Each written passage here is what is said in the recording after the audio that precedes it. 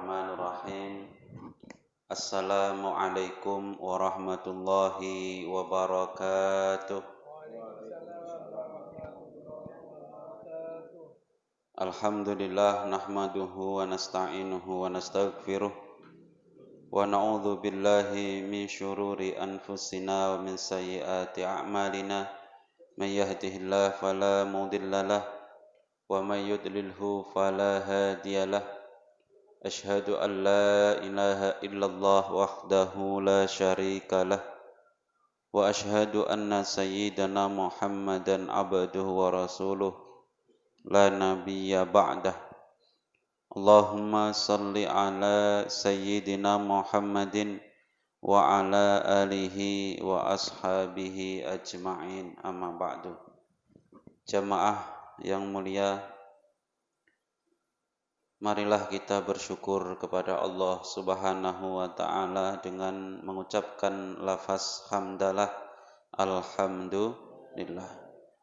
Bersolawat kepada Nabi dengan mengharapkan syafaatnya nanti di hari kiamat dengan lafaz Allahumma salli ala sayyidina Muhammadin wa ala alihi wa ashabihi ajma'in.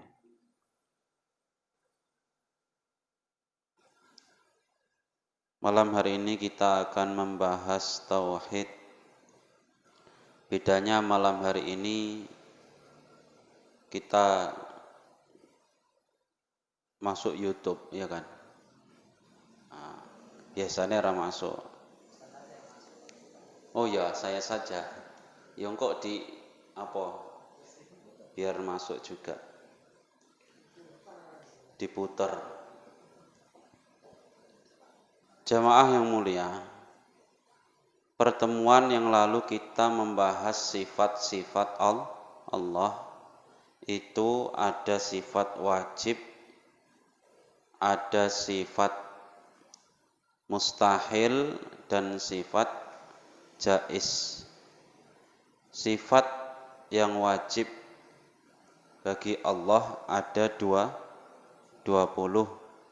Selalu kita ulang. Yang pertama adalah wujud, qidam, baqa, mukhalafatu lil hawadithi, qiyamuhu binafsihi, wahdaniyah, qudrah, iradah, ilmu, hayat, sama', basar, kalam, qadiron, muridan, aliman, sami'an, basiron, mutakalliman. Begitu. 20 sifat wajib. Mustahil itu kebalikannya sifat wajib. Kalau wujud artinya ada, berarti kebalikannya tidak ada. Begitu selanjutnya. Kalau sifat wajib 20, berarti sifat mustahil yang kebalikan sifat wajib berarti juga 20. Kalau sifat wajib 20, mustahil 20, 20 tambah 20 sudah berapa itu? 40.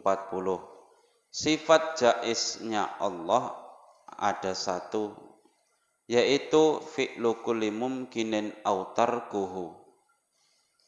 Allah jaiz, ya, melakukan suatu yang mungkin, menciptakan suatu yang mungkin, atau tidak menciptakan. Oi, gak di rungokno. Apa sifat jaiznya Allah? Satu, yaitu fi'lu kulli mumkinin aw tarkuhu. Allah boleh jaiz menciptakan segala sesuatu yang mungkin, dan boleh juga meninggalkan menciptakan atau tidak menciptakan. Kita ini adalah sesuatu yang jaiz diciptakan Allah. Allah boleh menciptakan kita. Allah juga boleh tidak menciptakan kita. Makanya karena kita sudah wujud, berarti Allah telah menciptakan kita. Yang patut untuk kita syukuri. Kita sudah diciptakan Allah sebagai manusia. Sifat jaiz Allah. Kemudian kita masuk ke sifat para rasul. Setelah Allah, kita membahas sifat-sifat para nabi dan rasul. Saya ulang sekali lagi. Sifat wajib Allah 20. Kebalikannya sifat mustahil 20. Sifat jaiznya Allah 1, berarti 41. Kemarin kita akan membahas 50 aqaid, 50 akidah. Berarti kurang berapa? 9. 9 ini berada di sifat wajib Rasul, sifat mustahil Rasul, dan sifat jaiz Rasul. Sifat wajib Rasul ada 4. Sidik, amanah, tabligh, fatonah. Kebalikannya juga berarti 4. Kebalikan sidik, kebalikannya amanah, kebalikan tabligh, dan kebalikan fatonah. Kemudian nanti sifat jaiznya Rasul 1. Berarti 4 tambah 4, 8 tambah 1, 9. 9 tambah sifat Allah tadi 41, berarti pas 50. Ini harus diketahui oleh umat Islam ketika sudah balik dan berakal sehat. Bapak-bapak semua akal sehat? Sehat. Kalau akal sehat tahun kemarin akal sehat ganti presiden. Jadi akal sehat sing sekarang harus mengetahui sifat Allah dan sifat Rasul, sifat wajibnya, sifat mustahil, sifat jaiz harus kita ketahui sebagai umat Islam yang berakal sehat dan sudah balik. Kenapa kita harus mengetahui sifat Allah, sifat Rasul? Kita cemana mau mencintai Allah kalau kita tidak mengenal Allah. Begitu juga cemana kita mau mencintai Rasul kalau kita tidak mengenal Rasul. Seseorang dikatakan cinta bila mana dia sudah tahu betul sifatnya, karakternya, bahkan yang dicintai, yang disukai itu tahu. Itu kalau orang sudah cinta. Kamu suka sama dia? Iya. Coba apa kesukaannya? Aku tahu, tanggal lahirnya pun tahu, dia suka pakai slop yang warna ini, sepatu yang warna ini, ukuran sepatunya pun tahu, makanan kesukaannya pun tahu. Itu baru cinta kepada makhluk. Loh, kita bilang cinta kepada Allah, tapi kita tidak tahu sifat-sifatnya Allah. Nggak kenal, cemana mau sayang. Tak kenal maka tak sayang. Kita dituntut untuk cinta kepada Nabi. Mau tak mau berarti kita harus mengenal siapa Nabi kita. Mustahil orang bisa cinta kalau tidak mengenal minimal nama dan sifat-sifatnya. Makanya sekarang banyak orang, anak-anak kecil, ya, generasi sekarang itu tak begitu mengenal nabinya. Karena tak banyak yang mengenal, akhirnya banyak yang tidak mencintai nabinya. Terasa betul perbedaan anak dulu sama sekarang itu terasa betul. Di tahun-tahun 90-an kami waktu kecil, itu setiap hari kalau di masjid mau sholat, siap azan, itu berkumpul kami sama kawan-kawan, itu yang dibaca, itu apa? Yang dibaca itu biografi Nabi Muhammad. Itu lagunya ya.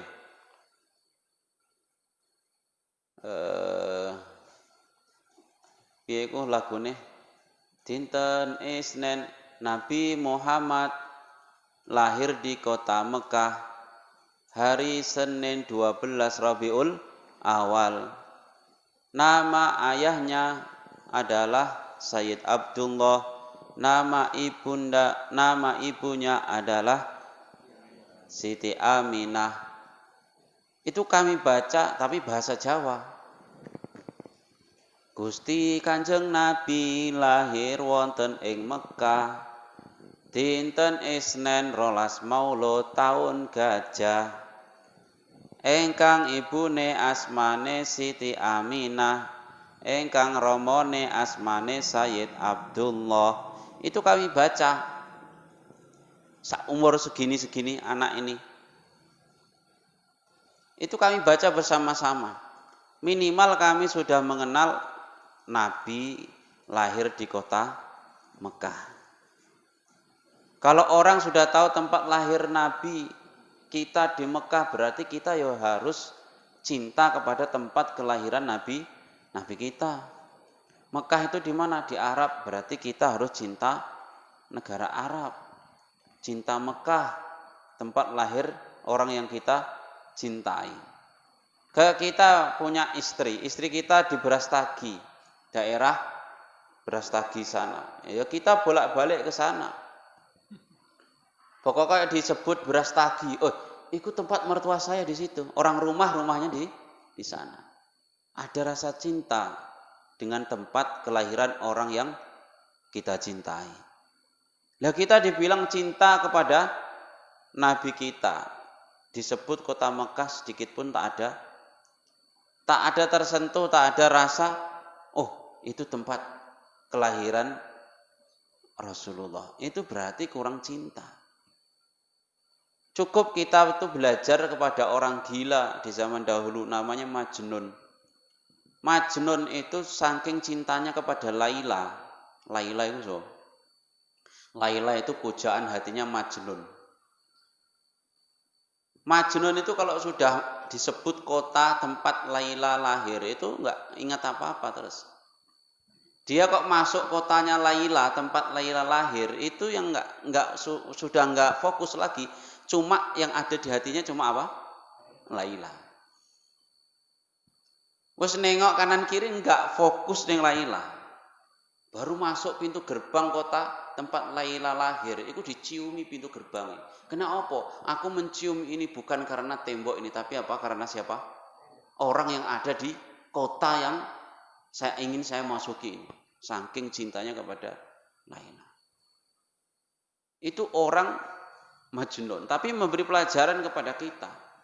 Loh, kita disebut cinta kepada Nabi, kita katanya cinta kepada Nabi. Nabi sekarang di Madinah makamnya. Kok orang disebut kota Madinah tapi tidak ada keinginan untuk ke sana. Orang disebut kota Mekah, tempat lahir orang yang kita cintai, nggak ada keinginan untuk ke sana. Ini aneh, perlu dipertanyakan cintanya. Makanya kita itu cinta enggak kepada Nabi kita. Ukurannya gampang saja. Peduli enggak kita dengan tempat kelahiran Nabi kita, tempat di mana Nabi kita disemayamkan. Makanya ono wong sing sangat rindu, saking rindunya kepada Nabi, ya, itu sampai nabung berpuluh-puluh tahun hanya pengen mendatangi makamnya Nabi Muhammad SAW. Sahabat dulu kayak sahabat jenenge sahabat Bilal. Itu ketika mimpi bertemu Rasulullah, sahabat Bilal itu pernah. Karena semenjak Nabi wafat, itu sahabat Bilal meninggalkan Masjid Nabawi. Enggak jadi azan lagi. Karena asal azan itu ingat Rasulullah. Asal sampai asyhadu anna Muhammadar Rasulullah, terdengar Muhammad. Sampai kalimat Muhammad itu langsung mandek, nggak bisa mengucapkan kalimat apapun. Ingat kepada Nabi semasa hidup. Beliau sahabat Bilal. Terakhir karena dia tak sanggup lagi azan, beliau pergi ke kota Yaman. Sampai beberapa lama di Yaman, akhirnya Nabi menghadiri sahabat Bilal di dalam mimpi. Sahabat Bilal mimpi berjumpa Nabi Muhammad. Apakah hatimu sudah begitu keras sehingga tidak mau menjengukku lagi? Kata siapa? Rasulullah dalam mimpinya. Langsung seketika malam itu juga sahabat Bilal langsung pergi bergegas menuju kota Madinah. Yaman ke Madinah dianggap beratus kilo. Malam itu juga langsung pergi ke Madinah. Saking cintanya kepada siapa? Kepada orang yang sangat-sangat dicintai, Nabi Muhammad Shallallahu Alaihi Wasallam. Nah kita katanya cinta kepada Nabi. Ini ada nggak keinginan kita untuk pergi ke makam Rasulullah, Pak? Insya Allah, Masya Allah, bisa langsung sowan di makamnya Rasulullah.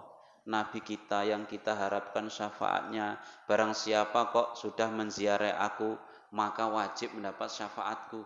Maka datang kita ke sana, ngumpulkan duit ke sana. Ustadz, sekarang kan ke sana ndak boleh, ya nabung dhisik.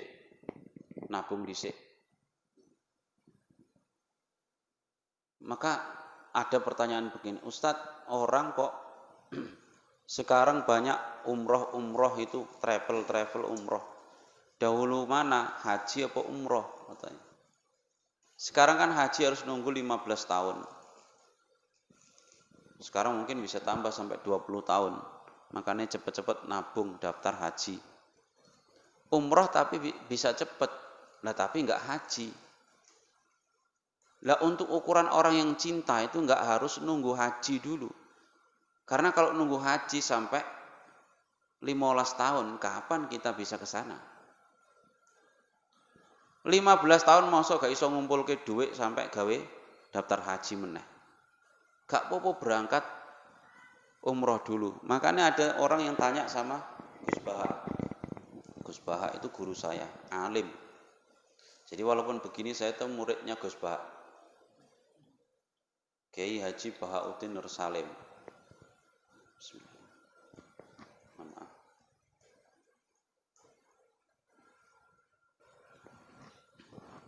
Ning YouTube ketok aku ngombe. Gak apa-apa. Jadi saya itu muridnya Gus Baha. Gus Baha pernah ditanya sama santri, tapi ya sudah tua. Gus, saya ini belum haji, tapi saya pengen umroh. Boleh apa enggak? Saya belum haji, tapi saya pengen umroh. Boleh enggak? Baik mana sebenarnya? Haji dulu atau umroh dulu? Jawaban Gus Baha enggak itu. Enggak ditengok mana wajib, mana sunnah. Memang yang wajib itu apa? Haji. Karena kalau haji pasti umroh. Tapi kalau umroh belum haji, harus haji lagi. Tapi Gus Baha jawabnya bukan begitu. Kamu sudah rindu kepada Nabi apa belum? Ya rindu sekali. Kalau kamu rindu kepada Nabi, tak usah kamu nunggu haji bisa ke sana. Sekarang kamu punya duit mau umroh, berangkatlah umroh. Loh sekarang 15 tahun. Wong sing umure 50 kok daftar haji iku 65 baru selak kiamat kurang 2 hari baru bisa. Bagus langsung berangkat. Nanti punya duit lagi yo haji meneh. Kesana bolak-balik makin bagus. Jadi ukuran kita dikatakan cinta kepada Nabi itu cukup sederhana. Kita itu pengen enggak ke sana? Wes ngono kita ini berusaha mengenal Nabi apa enggak? Orang dikatakan cinta, katanya cinta Nabi kok enggak mau mengenal Nabi. Ditakoni istri-istri Nabi berapa? Siapa saja? Putra-putra Nabi siapa saja? Kita kalau cinta seseorang itu anak isopo, orang tuanya siapa namanya, adiknya siapa, kita harus tahu semua. Minimal kita mengharapkan supaya orang sekeliling dia itu juga senang sama kita, supaya mudah mendapat hati orang yang kita cintai. Loh, ini kakunya cinta kepada Nabi, tapi ditanya putranya Nabi berapa? Putrinya Nabi siapa saja? Tidak tahu. Maka dalam tauhid ini kita disuruh menghafalkan nama putra putri Nabi, keluarga Nabi, pamarnya Nabi, istrinya Nabi, supaya kita mengenal Nabi. Kalau kita sudah mengenal, insya Allah tumbuh rasa cinta. Kalau kita sudah tumbuh rasa cinta, nanti setiap hari bisa menyebut namanya dengan apa? Membaca apa? Sholawat. Siapa baca sholawat sekali, Allah bacakan sholawat 10 kali. Kita dirahmati Allah 10 kali. Apa gak enak? Kita cuma sekali dibalas Allah 10 kali. Sallallahu alaihi asyra. 10 kali dibalas. Ngono kok mau membaca sholawat. Lah saiki lho ibadah kita lho mau kita andalkan. Salat belum tentu kita khusyuk. Hah? Salat belum tentu kita khusyuk. Kadang yo mikir utang, mikir undangan, kadang mikir wis sak barang dengah. Mikir ladang. Hah? Ngono apa diandalke untuk masuk surga. Le salat, ibadah haji, ibadah opo wae itu kalau ndak ikhlas itu rawan untuk tidak diterima. Tapi kok maca sholawat, ikhlas gak ikhlas tetap mendapat pahala. Apa meneh ikhlas malah mendapat syafaat Nabi Muhammad. Lo syarat amal diterima itu kalau ikhlas. Lah kalau kita ada masih karena yang lain cemana? Yo jangan harapkan diterima. Makanya kalau kita sekarang mengharapkan kita itu mengandalkan amal untuk masuk surga, yo saya yakin, saya rasa berat. Makanya saya sampai kadang ngeluh, ya Allah, saya tahu berapa amal saya yang ikhlas itu saya tahu. Amal saya yang ikhlas itu saya tahu. Setiap hari apa yang saya lakukan karena apa itu saya tahu. Kalau syarat amal ibadah yang engkau terima harus ikhlas. Lalu amal ibadah saya yang mana yang engkau terima ya Allah? Maka saya ingat engkau itu memberi rezeki kepada makhluk itu tanpa syarat. Setiap hari engkau memberi seluruh makhlukmu rezeki. Wa ma min dabatin fil ardi illa 'alallahi rizquha. Dan engkau tak memberikan syarat untuk engkau memberi rezeki kepada makhlukmu. Dan engkau maha memberi karunia ya Allah. Jika surga itu adalah karuniamu, apa sih beratnya kalau engkau memberi karunia itu kepadaku? Walaupun saya ini kadang beramal sering tidak ikhlas. Ya kita harus husnuzon. Yang penting usaha jangan sampai berbuat yang membuat Allah itu murka atau berbuat maksiat, itu saja. Kalau mengandalkan amal berat. Makanya salah satu supaya dimudahkan ya membaca sholawat supaya mendapat syafaat Nabi. Banyak Pak orang yang membaca sholawat terus setiap hari 1000 kali, setiap hari minimal 100 kali.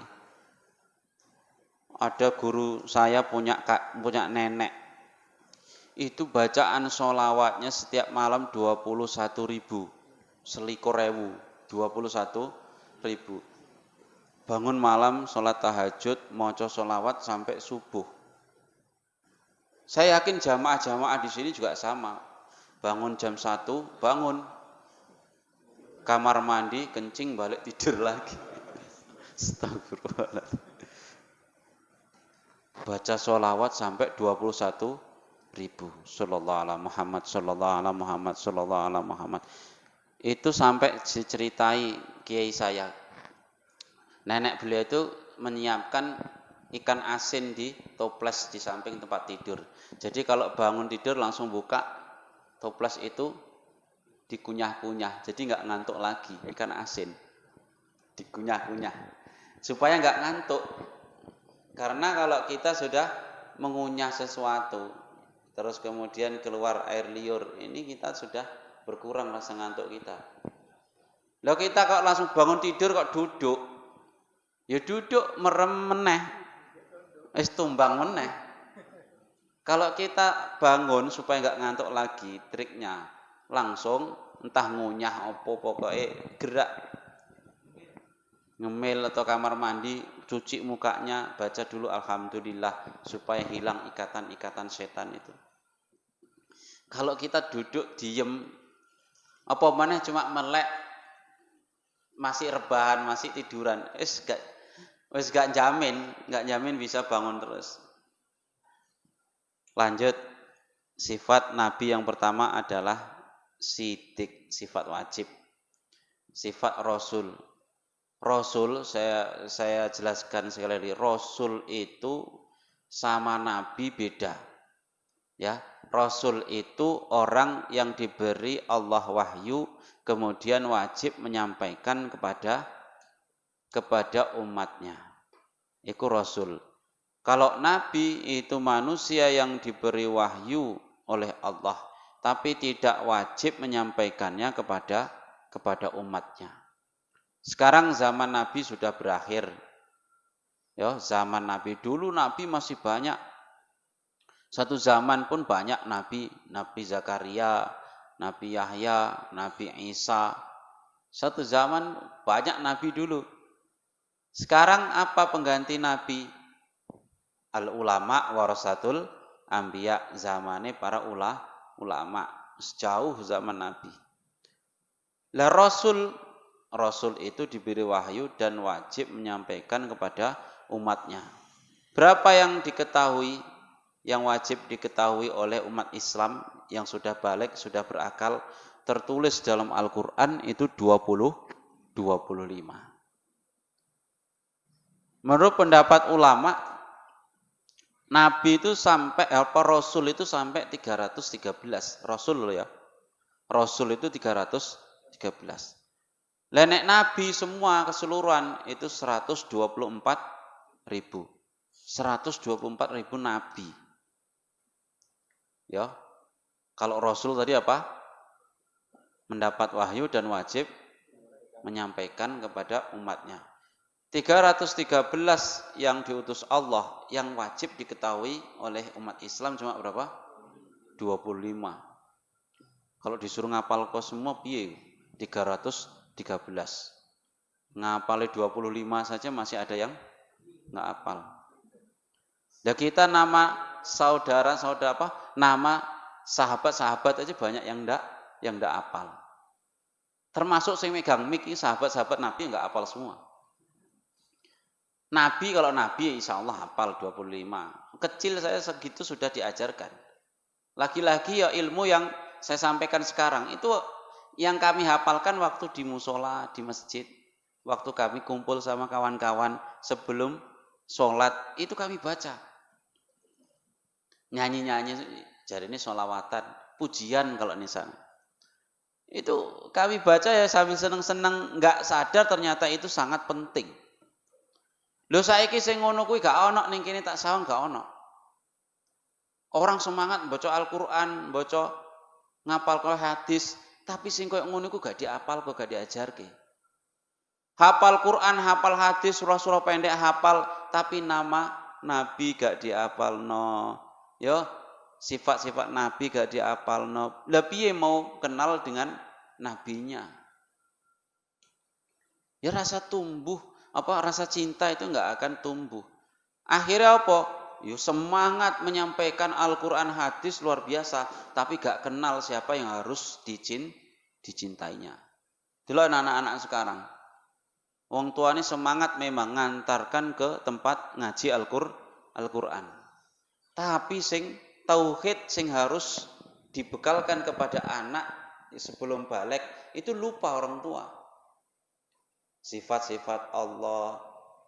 Kami di musola baca Allah wujud kita baqa mukhalafatu lil hawadithi qiyamuhu binafsihi wahdaniyah qudrah iradah ilmu hayat sama basar kalam qadiran muridan aliman hayan sami'an basiron mutakalliman hafal, bareng-bareng nggak terasa hafal.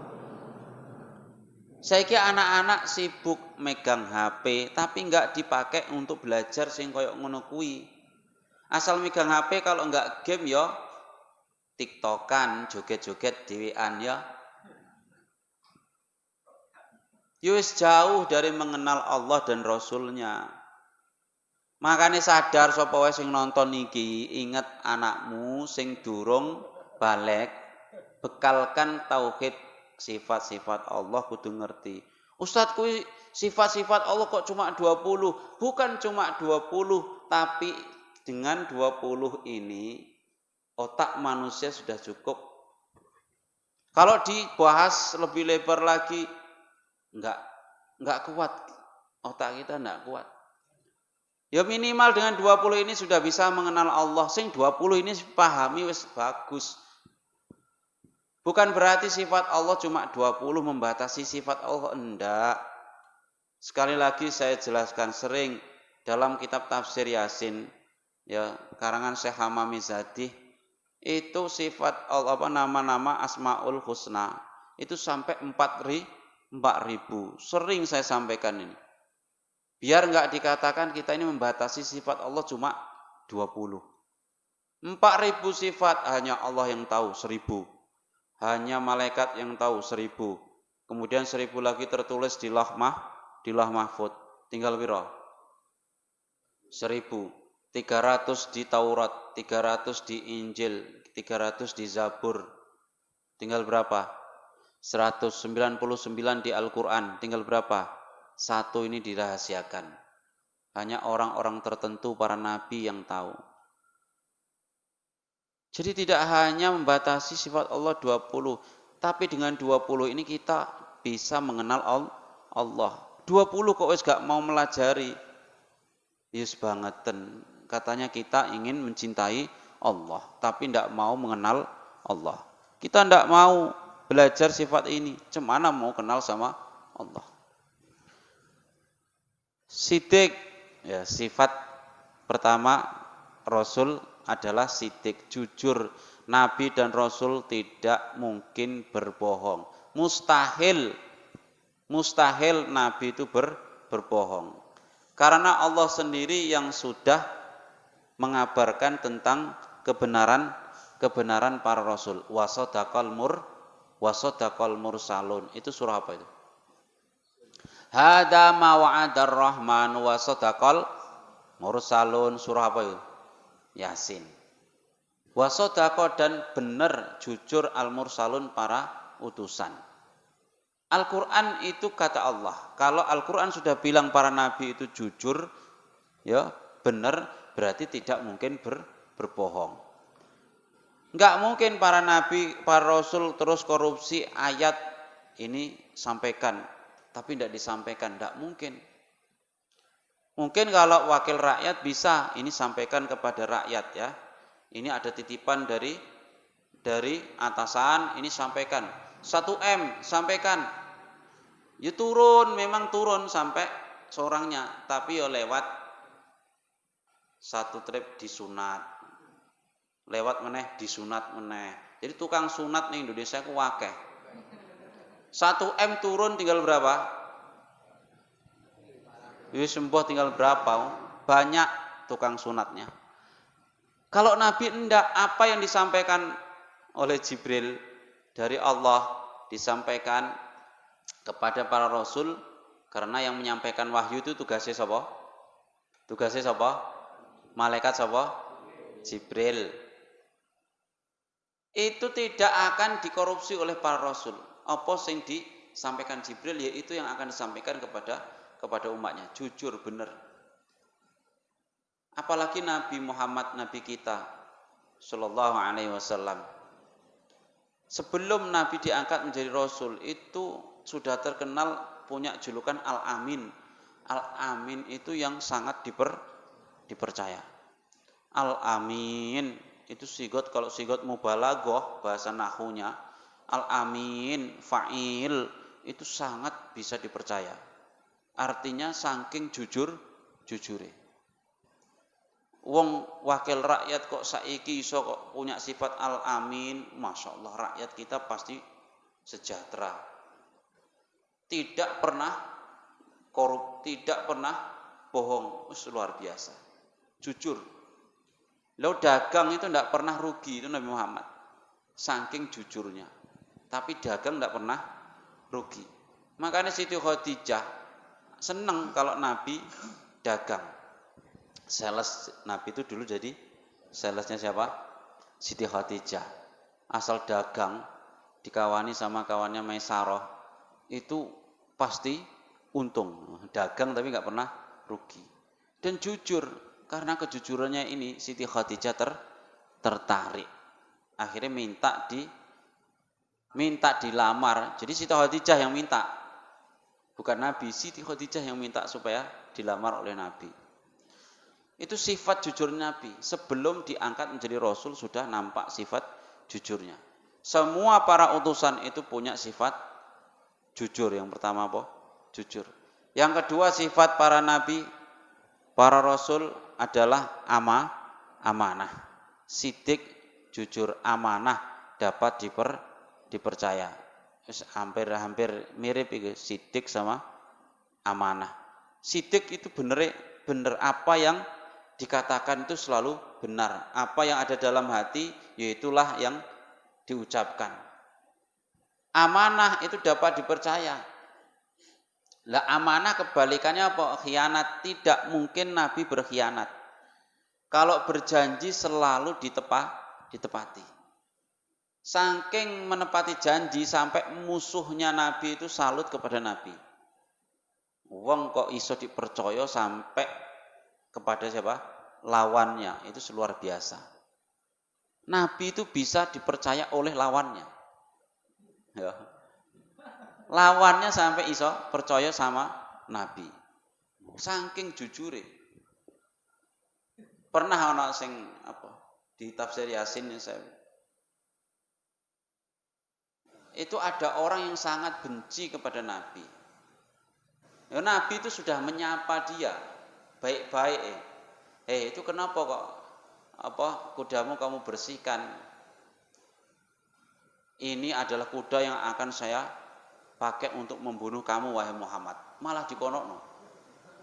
Tapi Nabi langsung ucap, bukan, justru kebalikan. Di atas kuda itulah kamu akan saya bunuh.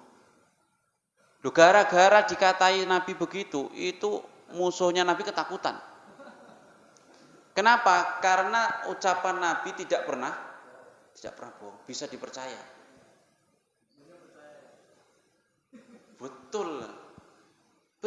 Ketika perang jumpa dengan Nabi, dia itu kena sayatan entah di lehernya dari mana itu, diceritanya di lehernya sedikit. Akhirnya menangis dia ketakutan. Pas kena luka itu dia belum langsung mati. Tapi dia sudah ketakutan. Karena pas dia kena luka itu dia pas naik kuda yang dicuci pas jumpa sama Nabi tadi. Akhirnya diejek sama kawannya, "Hei, bro," bahasa sekarang begini. "Apa gara-gara luka yang cuma segitu kamu nangis?" Cengeng.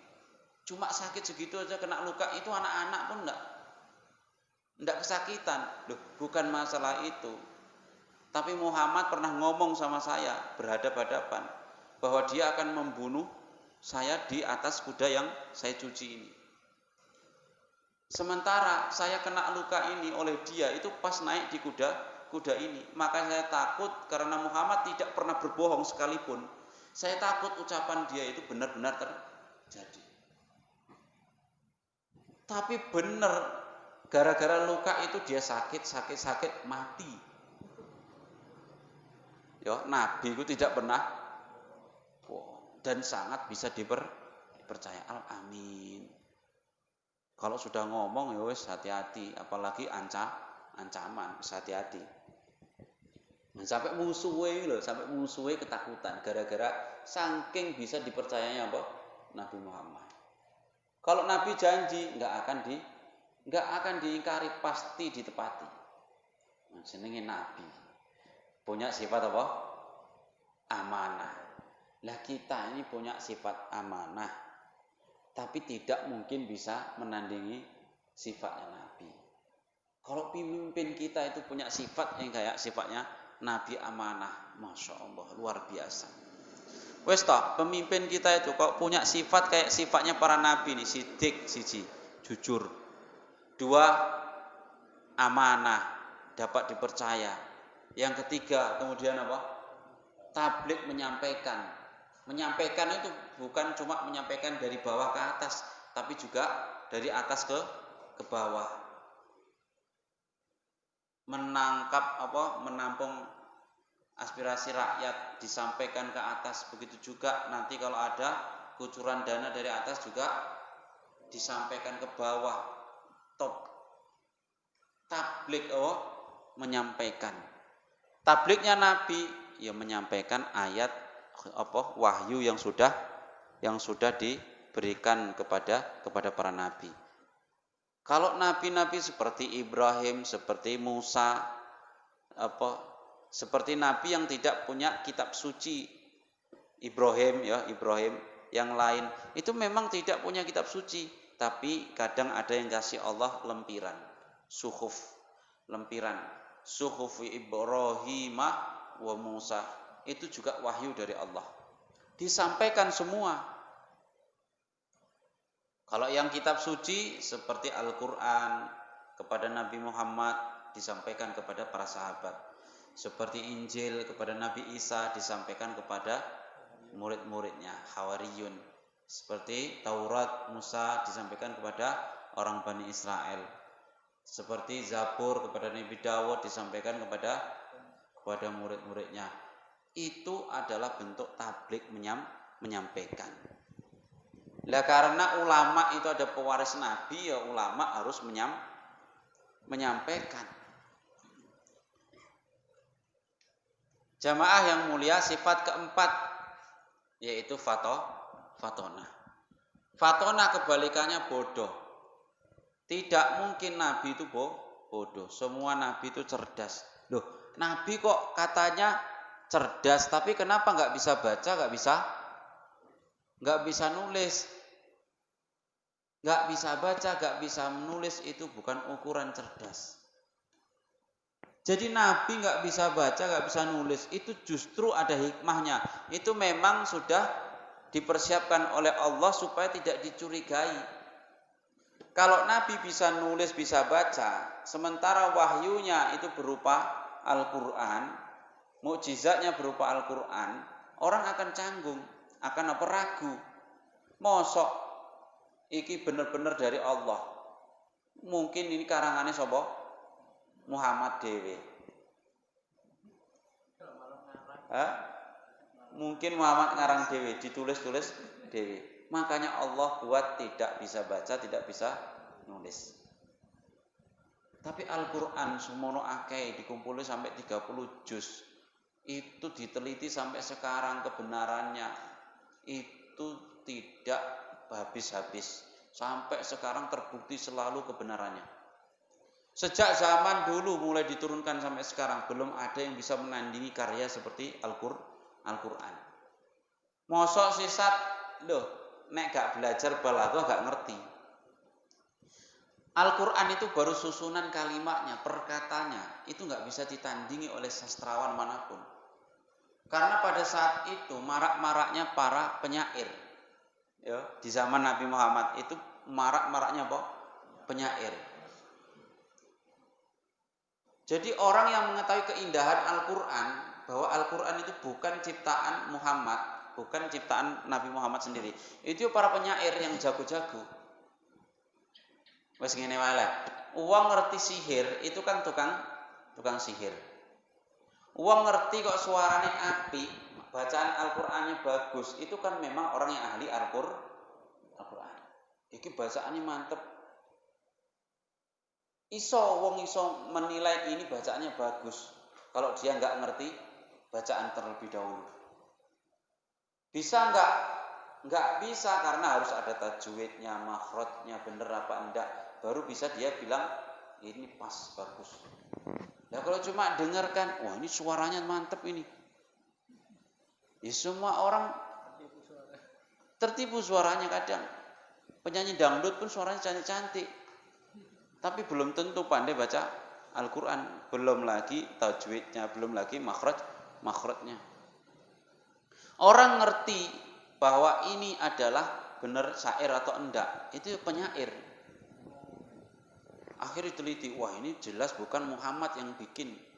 Mana mungkin Muhammad gak bisa nulis, gak bisa baca, bisa buat Al-Quran sing iso ngalahno penyair sekalipun. Ditandingi gak ada yang nandingi. Makanya Al-Quran sampai berani ngomong kayak mana? Nantang seluruh orang pada saat itu. Wa in kuntum fi raibim mimma nazzalna ala abdina fa'tu bi suratin min mithlih wad'u syuhada'akum in kuntum min dunillahi in kuntum shadiqin.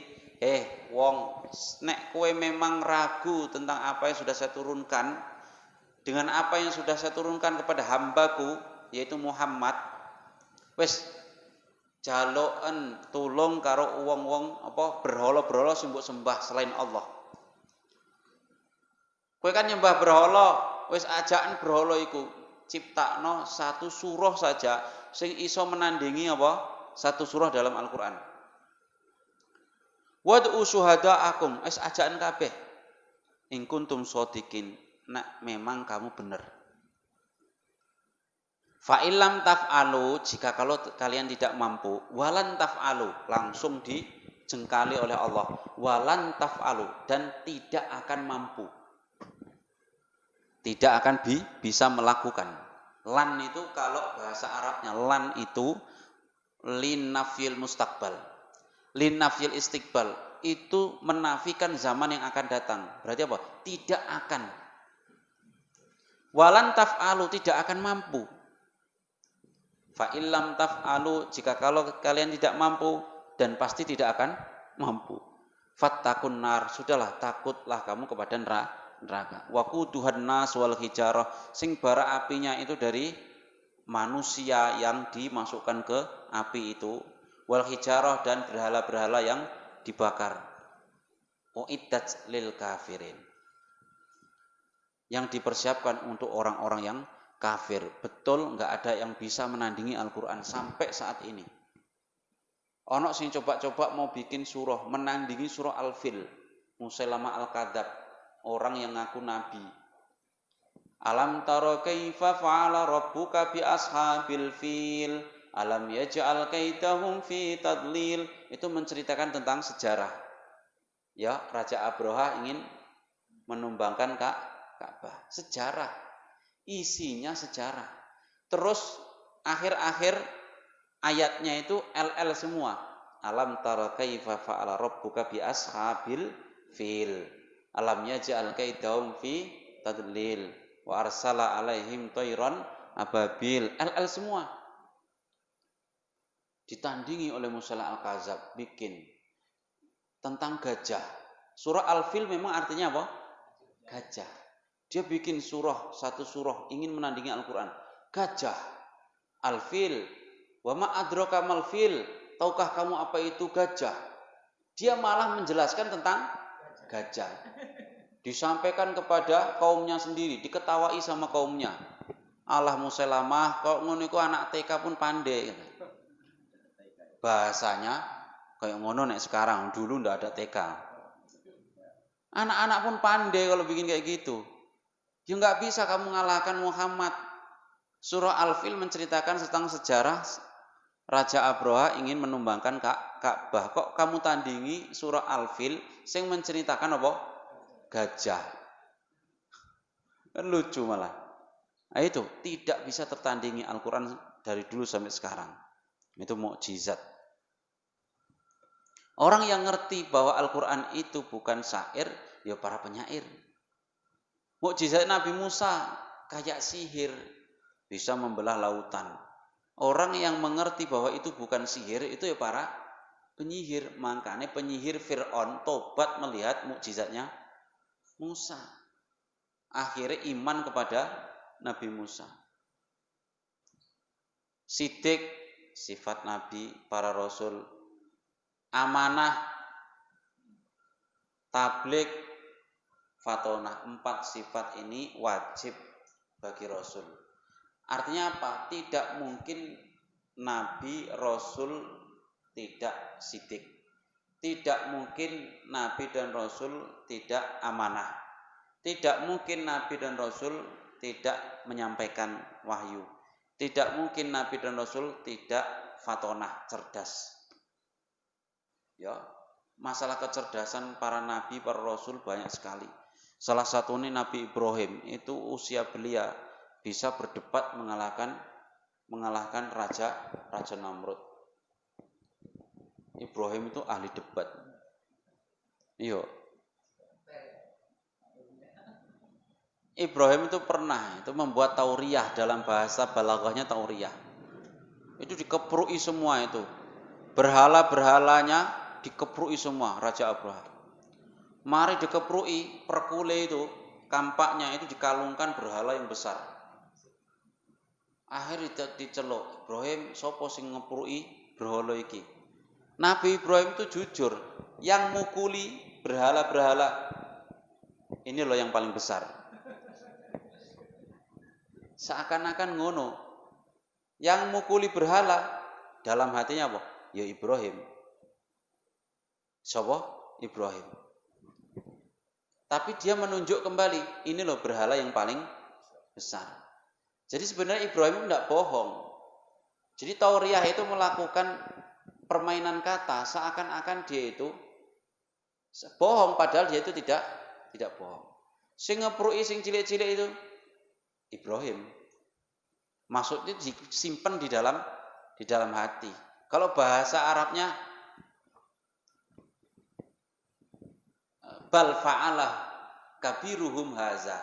Kalau enggak paham bahasa Arab memang sulit dijelaskan. Bal fa'alahu kabiruhum haza. Bal fa'alahu. Tetapi yang melakukannya memukuli berhala-berhala kecil itu adalah ya Ibrahim. Fa'ala itu kalau dibahasakan Arab, orang laki-laki melakukan. Orang laki-laki melakukan. Fa'ala, orang laki-laki melakukan. Nah, orang laki-laki ini yang disimpan dalam kalimat fa'ala itu maksud Ibrahim adalah dia sendiri. Bal fa'ala kabiruhum haza. Berhala yang paling besar ini loh. Yang melakukannya. Apa kamu yang melakukannya? Yang melakukannya. Iya, maksudnya Ibrahim yang melakukannya. Yang paling besar ini loh. Tapi Ibrahim menunjuk yang paling besar. Maksud Ibrahim apa? Menunjukkan berhala yang paling. Paham enggak ini? Apa kamu yang melakukan ini? Yang melakukannya. Maksudnya iya, yang melakukannya Ibrahim. Yang paling besar ini loh. Nah, dia nunjuk berhala yang paling besar. Maksudnya berhala yang paling besar ya ini, itu kalimat lain. Tapi kalau digabung kalimatnya ini jadi apa? Yang melakukannya ini loh berhala yang paling. Jadi seakan-akan Ibrahim itu berkata yang melakukan semua ini adalah berhala yang paling. Paham enggak ini? Itu terjemah yang paling mudah. Bal fa'alahu kabiruhum haza. Itu ilmu balaghah namanya tauriyah. Tidak bohong, kalau kita melakukan itu tidak apa-apa. Ya. Tapi jangan untuk kejahatan. Sopo nyolong duitku? Sing nyolong. Ya gak ngerti. Wong mbok sapa? Padahal maksudnya sing nyolong ya aku. Jangan dipakai untuk kejahatan. Ibrahim melakukan itu untuk menyelamatkan diri. Akhirnya didebat, mana mungkin berhala bisa memukuli kawan-kawannya. Kamu ini gila ya, berhala kok kamu bilang bisa memukuli kawannya. Akhirnya dibalik, loh kalau kamu sudah tahu berhala nggak bisa memukuli, nggak bisa ngapain kamu sembah? Iya juga ya. Tangkap, akhirnya tangkap dia apa nih? Dibakar. Itu Ibrahim. Ibrahim itu ahli debat, bisa mengalahkan Nabi Muhammad juga ahli debat. Ahli debat, datang orang Yahudi. Tapi Nabi Muhammad kan dibimbing oleh apa? Oleh malaikat Jibril. Begitu nggak tahu langsung dikasih tahu Jibril. Semua nabi pandai menyampaikan hujah pembelaan. Kalau enggak, cemana bisa mengalahkan orang-orang kafir. Wis jam lewat jam. Sidik, amanah, tablik, fatonah, sifat wajib para nabi dan rasul. Sampai di sini yang bisa kami sampaikan untuk pertemuan malam ini. Untuk selanjutnya sifat jaiz para nabi dan rasul, yaitu bersifat seperti sifat manusia biasa. Insya Allah kita bahas di malam Rabu depan, insya Allah. Semoga bermanfaat pertemuan malam hari ini. Jika ada salah, pastilah dari saya pribadi. Jika ada benar, pastilah dari Allah semata. Usikum wa nafsi bitaqwallah. Wassalamualaikum warahmatullahi wabarakatuh.